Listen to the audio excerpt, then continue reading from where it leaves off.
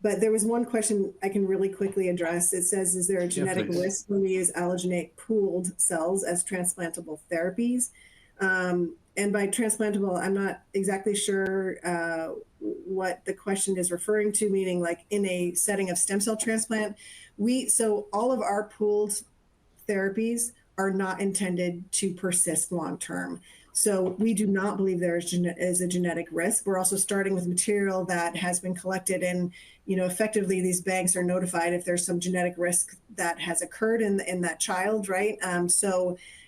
When we pool, we do not think we're increasing any kind of genetic risk, especially because we're not modifying the stem cells when we pool them, unless we're making like a CAR NK or something like that. But again, these products will ultimately be rejected, so we don't think there is a real risk here, right? They will, and the bigger issue is we have to do repeat dosing, right? Not that, because they will all be rejected. So I just wanted to make I thought that was a really good question. And pooling of donor material is very unusual, and so I just wanted to address that.